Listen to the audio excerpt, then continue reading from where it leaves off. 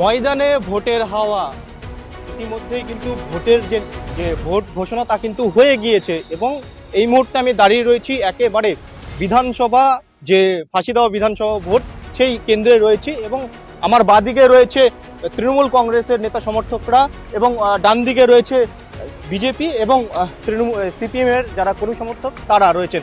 এবং প্রথমে জানিয়ে রাখি যে বেশ কিছুক্ষণ আগেই তৃণমূল কংগ্রেসের তৃণমূল সুপ্রিমো তিনি কিন্তু ইস্তেহার প্রকাশ করেছেন এবং বেশ কিছু কিন্তু ইস্তেহারে কিন্তু গুরুত্বপূর্ণ দিকও রয়েছে। পাশাপাশি জানিয়ে রাখি যে সাধারণ মানুষ বা তৃণমূল নেতা কর্মী সমর্থক থেকে শুরু করে রাজ্যের শাসক দল তারা কি বলছে সরাসরি শুনব। প্রথমেই যাব তৃণমূল কংগ্রেসের কাছে, তারা কি বলছে, আপনারা কোন ইস্যু নিয়ে সাধারণ মানুষকে যাচ্ছেন এবং কিভাবে ভোট চাইছেন?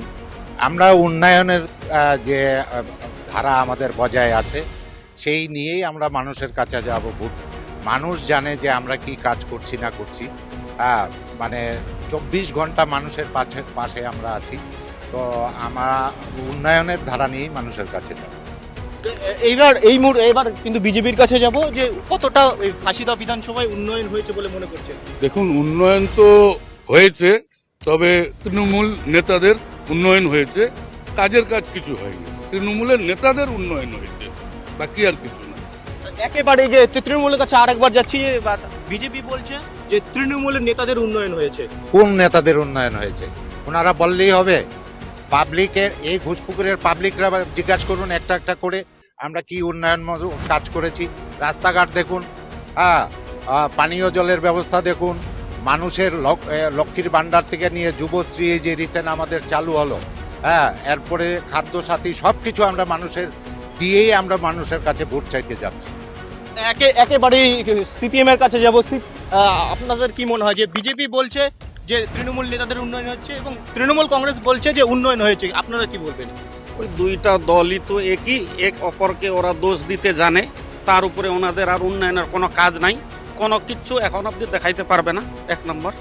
দ্বিতীয় নম্বর হচ্ছে এখনো যে আপনি বললেন ভোটের কোন ইস্যু নিয়ে যাচ্ছেন, ওনাদের হচ্ছে ওই যে ভিক্ষা নেওয়া ইস্যু, মানে লক্ষ্মী ভান্ডার দিচ্ছি, স্বাস্থ্য সাথী দিচ্ছি, ওই আমরা ভিক্ষা চাই না। আমাদের যে ভোটে লড়াই আমরা যে ইস্যু নিয়ে যাচ্ছি সাধারণ মানুষের কাজ, পড়ালেখা যে লোক আছে ওদের স্কুল হোক কলেজ হোক ওদের জন্য, ওরা যে আমাদের এখনো খালি স্থান যেগুলা স্কুলে মাস্টারগুলা নাই ওইখানে মাস্টার মশাইরা যাক, পড়াশোনা ভালো হোক, এই আমাদের ইস্যু। আমাদের ইস্যুর উপরে ওনারা যেটা বলছেন যে আমরা ওই কর্মসংস্থান কি এখন বলে ইদানিং শুরু হলো। ইতিমধ্যে তো মুখ্যমন্ত্রী দুয়ারে যে চিকিৎসা যে ইস্তেহারে তা প্রকাশ করছেন এবং ঘোষণা করেছেন, কি বলবেন? চিকিৎসার যে করছেন ইস্তেহারে তো করাই আছে, এর আগে যেটা আমরা তো দেখতেছি স্বাস্থ্য সাথী আছে। আমরা কয়জন কোন হসপিটালে যায় স্বাস্থ্য সাথী কার্ড দিয়ে আমরা উপকৃত হচ্ছি? কোনো জায়গায় না। তাহলে ওইগুলো ভাউতা দিয়ে লাভ নাই। এখন ভোটের জন্য যদি গ্রামে ঢুকতে হয় মানুষের স্বার্থে মানুষকে বলতে হবে, আমরা সরকারে যদি আসি তাহলে বলতে হবে মানে যে লোকগুলা এখন যে একটা টোটো চালাচ্ছে, বিএ পাস লোকগুলা টোটো চালাচ্ছে, ওদের যেন কোনো চাকরি হয় বা ওদের কর্মসংস্থান করব বলে ভোট চাইতে হবে। তো আপনাদের কি মনে হয় যে আপনারা কোন ইস্যু নিয়ে এগোচ্ছেন এবং কোন ইস্যু নিয়ে সরকারে আসতে চাইছেন? আমাদের ইস্যু হচ্ছে আপনারা বারবার দেখে আসছেন, আমাদের ইস্যু গরিব খেটে খাওয়া মানুষের স্বার্থে আমাদের লড়াই। আর হচ্ছে যে আমাদের সরকারে আসার পর আমরা মন্দির মসজিদ গির্জা করব না, আমরা স্কুল কলেজ কর্মসংস্থানের জায়গা করব, এই ইস্যু হচ্ছে আমাদের। একেবারে যে বিজেপির কাছে যাচ্ছি, ফাঁসি দেওয়ায় এই মুহূর্তে সব থেকে জ্বলন্ত যে সমস্যাটা কি? দেখুন, আজকে ফাঁসিদহ ব্লকে বিশেষ করে আমি ঘোষপুকুরের কথাই বলছি। ঘোষপুকুরে বিভিন্ন জায়গায় জলের ট্যাঙ্কি দেওয়া হয়েছে, জলের ট্যাঙ্কির কাজ চলছে, কিন্তু এই টাকা বরাদ্দ হয়েছে গত 5-6 বছর আগেই। এখনো শুধু পাইপ গেড়ে যাচ্ছে, ট্যাঙ্কির কাজ হয়েই যাচ্ছে। ঘর ঘর জল, হর ঘর জল, যেটা প্রতিটা বাড়িতে ট্যাপ বসবে সেই ট্যাপটাও আজ অব্দি বসালো না। ইলেকশনের মুখে ওরা কাজ শুরু করে, প্রত্যেকটা সময় ইলেকশনের মুখে কাজ শুরু করে। তো তাই আমাদের এই আপনারা আর একটা জলজান্ত উদাহরণ দিচ্ছি, তৃণমূল যদি উন্নয়ন করেই থাকে, কেন্দ্রীয় যে রাজ্য সরকারের একটা অভিযোগ যে কেন্দ্র সমস্ত টাকা আটকে রেখেছে, তো এটা কিভাবে বলবে? কেন্দ্রকে হিসাব দেখ, হিসাব দেওয়ার পরে যা টাকা পাবে সেই টাকা নিয়ে আসুক। কেন্দ্র তো বারবার বলছে আমাকে টাকার হিসাব দিন, তারপরে আপনার যা বকে আপনি নিয়ে যান। কেন্দ্র তো আটকিয়ে রাখেনি। তো আরেকটা উদাহরণ বলছি, শিলিগুড়িতে গত 6-7 বছর আগের থেকে একটা ফ্লাইওভার, যেটা শিলিগুড়ির একদম মূল সিটিতে যে ফ্লাইওভারের কাজ চলছে, এত জ্যাম, ওটা রাজ্য সরকারের ফান্ডের থেকে করা হচ্ছে, এখনো কেন হলো না? তৃণমূল কংগ্রেস যাবো, যে বিজেপি বলছে যে উন্নয়ন হয়নি এই এলাকায়, পাশাপাশি যে তারা বলছে যে কেন্দ্র সরকার কোনোভাবে টাকা আটকে রাখে। উন্নয়ন হয়নি, ওনারা পাওয়ার চশমা লাগাইতে হবে। পাবলিককে জিজ্ঞাসা করুন উন্নয়ন হয়েছে কিনা। আমরা বলছি আমরা আমাদের রাজ্যের ইনকামের ট্যাক্সের উপরে যে কাজ করছি, মানুষ এর জন্য আমাদেরকে 15 বছর এই যাবৎ ভোট দিয়ে জিতিয়েছে। আগামী ইলেকশনও আমরা 2026-এ আমরা জিতব, কিন্তু কেন্দ্রীয় সরকার সৎ মার পরিচয় দিচ্ছে, আমাদের টাকা আটকে রেখেছে, বিভিন্ন ডিপার্টমেন্টের টাকা 2 লক্ষ কোটি টাকার উপরে আমরা সেন্ট্রাল গভর্নমেন্টের কাছে পাবো, কিন্তু আমাদের বকেয়া টাকা দিচ্ছে না। আমরা বারবার দাবি করছি, এরা বলছে হিসাব দেয় না। হিসাব আমরা সব ডিপার্টমেন্টের হিসাব দিয়েছি, আমরা এই ফান্ডে আমরা টাকা পাবো, আবার যোজনার টাকা পাবো। বিজেপি বলছে যে কোনোভাবে তারা টাকা আটকে রাখেনি। না না না, ওরা বলবেই তো, ওরা একটাই জিনিস, যে আমাদের উপরে অত্যাচার করে টাকা পয়সা আটকে রেখে আগামী দিনে ইলেকশনে আসার ফন্দি পেতেছে ওরা। এদের পরিকল্পনাই এটা।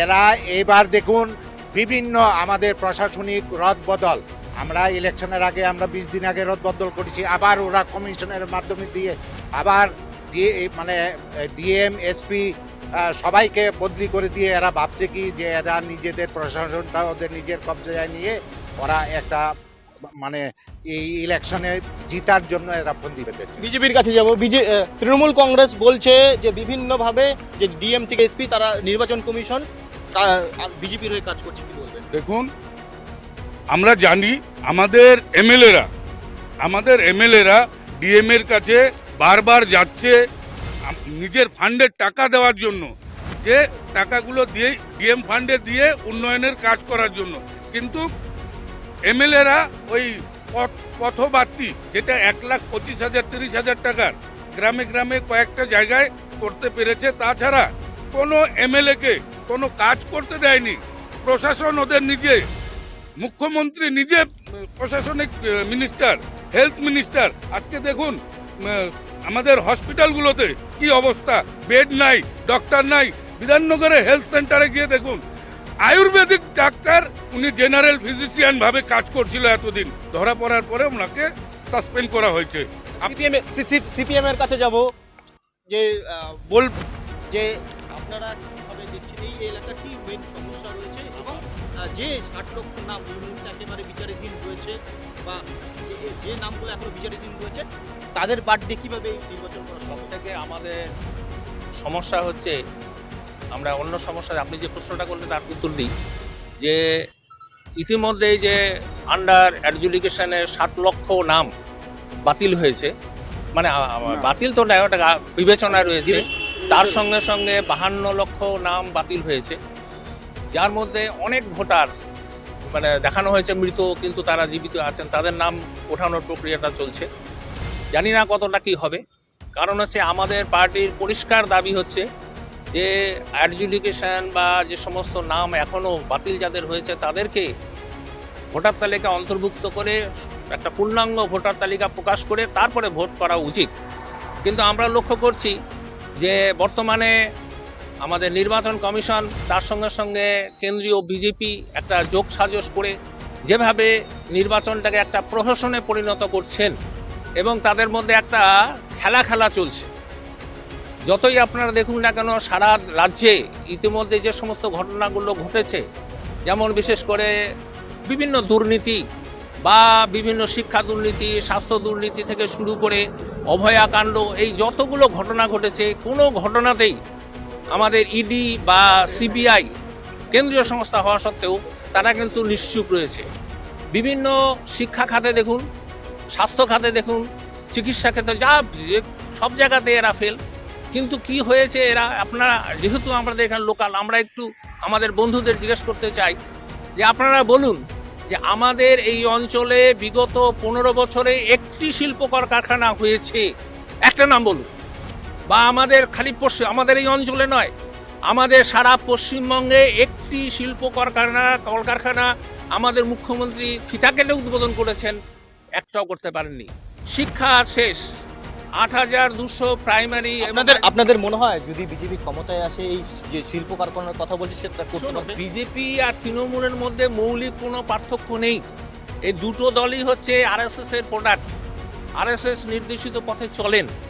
এবং আমরা দেখেছি, যেমন এই যে সব একটা ঘটনা বলি, যে লিপস অ্যান্ড বাউন্স কোম্পানি, যেখানে কয়লার চুরির টাকা ঢুকেছে, যা নিয়ে ইডি করছে, তদন্ত করছে। লক্ষ্য করা গেল কি যে লিপস অ্যান্ড বাউন্ডের যিনি কর্মকর্তা, তাকে ম্যানেজার, তাকে তৃণমূল কংগ্রেসের কাছে যাব, তৃণমূল কংগ্রেসের কাছে যাব, সিপিআইএম বলছে তৃণমূল এবং বিজেপি আরএসএস এর প্রোডাক্ট, কি বলবেন? ওনাদের ভাষাই তো এটা, ওনারা তো তাত্ত্বিক পার্টি, তো এর জন্য ওনারা বলবে যে টিএমসি আর বিজেপি একই পার্টি। আমরা জনসাধারণের কাছে 24 ঘন্টা সার্ভিস দিচ্ছি, আর ওনারা বলছে কি শিল্প একটা হয়েছে কিনা। ঘুষপুকুর জীবিতে ওনারা যদি ভালো করে দেখে থাকেন, ঘুষপুকুর জীবিতেই দেখুন কতগুলা ফ্যাক্টরি আছে, বাইরের প্রচুর লোক আমাদের ঘুষপুকুর জীবিতে ফ্যাক্টরিগুলোতে কাজ করতে আসছে। ফ্যাক্টরি হয় নাই ওটা বললে হবে? চোখের সামনে একটা মেডিকেল কলেজ হচ্ছে, ওনারা কেউ দেখতে পান না? এখানে একটা নার্সিং কলেজ হচ্ছে, মেডিকেল কলেজ হচ্ছে, আগামী দিনে এটা চালু হবে, ওনাদের চোখ নেই? ওটা রাজ্যে তৃণমূল এবং বিজেপি একে অপরের বিরোধী একেবারে কত দিতে হবে? হ্যাঁ, এগুলো সব বেসরকারি। আপনারা বলছেন কেন্দ্রীয় সরকার টাকা দিচ্ছে না, আমরা মেনে নিলাম, কিন্তু আপনার দিদিমণি হিম্মত হয় না কেন হাইকোর্ট করে সেই টাকা আদায় করার? আইন আছে দেশে, যেখানে আইন আছে সেখানে দিদিমণি হাইকোর্ট করে না কেন? ভয়টা কোথায়? আসলে না, করেননি, আপনারা করেননি। হ্যাঁ, একমাত্র বামফ্রন্ট, সরকারি স্কুল বন্ধ করে বেসরকারি স্কুল প্রতিষ্ঠিত করছে।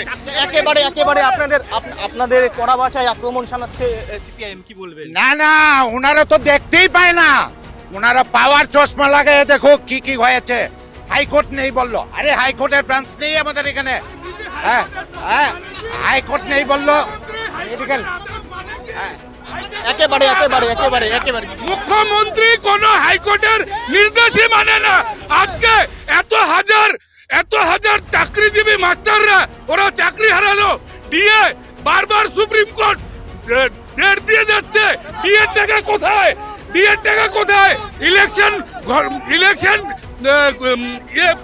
ইলেকশন করার আগে 1 ঘন্টা আগে বললেন ডিএর টাকা দিব, কিন্তু কত পার্সেন্টেজ দিয়ে দিবে এখনো দেয়নি, এখনো বলেনি।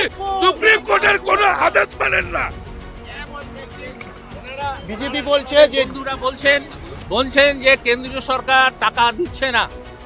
হ্যাঁ, আমরাও স্বীকার করে দিচ্ছে না, কিন্তু প্রশ্ন হচ্ছে যেখানে আমাদের মাননীয় মুখ্যমন্ত্রী কথায় কোটি কোটি টাকা আমাদের হাইকোর্টের সুপ্রিম কোর্টের উকিলদের দেন, উনি কেন কেস করছেন না?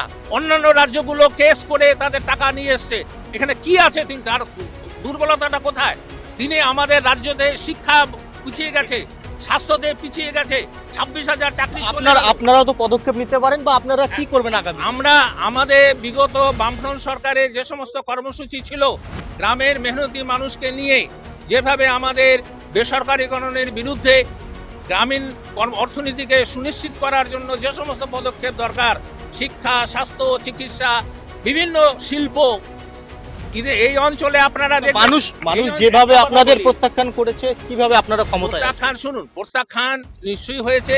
নিশ্চয়ই তার কিছু কারণ ছিল, সেগুলোকে পুনরালোচনা করে সেগুলোকে সংশোধন করে আমরা এখানে এসেছি এবং আমরা চাই যেভাবে রাজ্যটা চলছে আপনারা কি মনে করেন যে যে যে যে ক্ষমতায় আসবেন 2026 ক্ষমতায় আসবেন? ক্ষমতায় আসবো কিনা সেটা পরের কথা, সেটা সাধারণ জনগণের উপর নির্ভর করবে। সাধারণ জনগণ যে একেবারে এই তৃণমূল কংগ্রেসের কাছে যাব, তৃণমূল কংগ্রেসের কাছে যাব।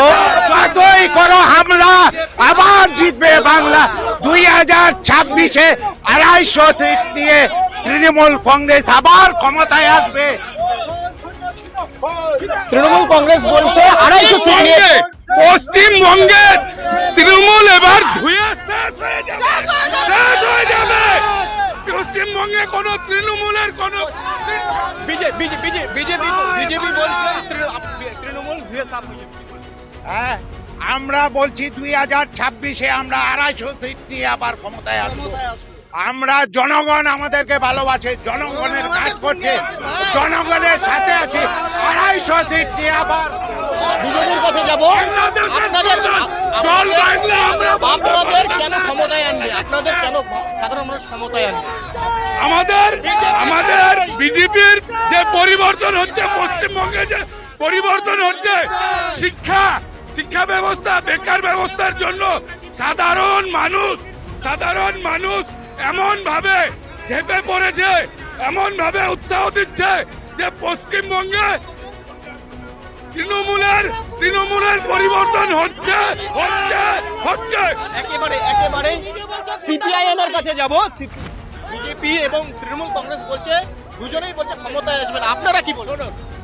সব থেকে বড় ব্যাপারটা হচ্ছে যে যদি পশ্চিমবঙ্গে বিগত 15 বছরে যেভাবে নির্বাচন হয়েছে, নির্বাচনের নামে প্রহসনটা হয়েছে, সেই প্রহসন না হয়ে জনগণ যদি নির্ভয়ে তার ভোটটা দিতে পারে, তাহলে পরিবর্তন 100% হবে, এর কোনো অন্যথা থাকবে না।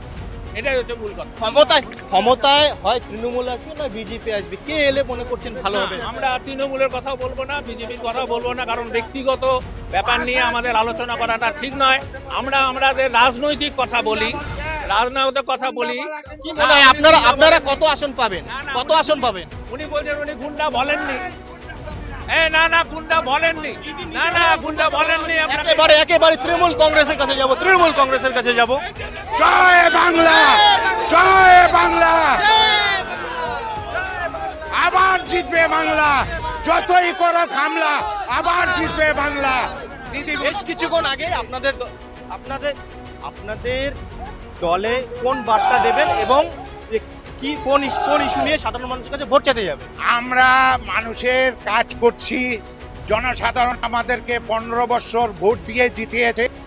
200+ সিট আমরা এর আগেও পেয়েছিলাম, এবার 250 সিটের উপরে আমরা পাবো। পাবলিকের কাজ করছি আমরা 24 ঘন্টা। পাবলিকের কে থাকে? পাবলিকের পিছনে কেউ থাকে না। আজকে এখানে আমরা আবার যতই করো হামলা আবার জিতবে তৃণমূল বাংলায়। কি মনে হয় যে বিজেপি তো বলছে যে তারাই ক্ষমতায় আসবে, ওনাদের বক্তব্য ওনারা বলছে, আমরা আমাদের বক্তব্য বলছি। আমরা লোকের কাজ করছি, আমরা সাধারণ মানুষের কাজ করছি।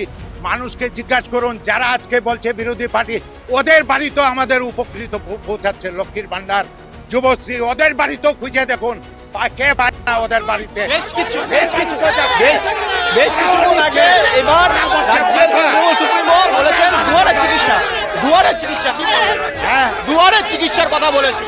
হ্যাঁ, আমরা দুয়ারে চিকিৎসার ব্যবস্থা আমাদের দিদি বলেছে আমরা আগামী দিনে করব। মানুষের বাড়ি চিকিৎসা পৌঁছে দেবো আমরা। আর এরা যতই করো হামলা আমরা 250 সিট নিয়ে বিজেপির কাছে যাব। পকেট থেকে কোনো টাকা দেয় না। যাদের নাম এখনো পর্যন্ত লিস্টে উঠলো না, তাদের ভবিষ্যৎ স্কুটনি হচ্ছে এবং তারা নিশ্চয়ই যে ডকুমেন্টস গুলো দিতে পারেনি তারা পরবর্তীতে সাবমিট করবে।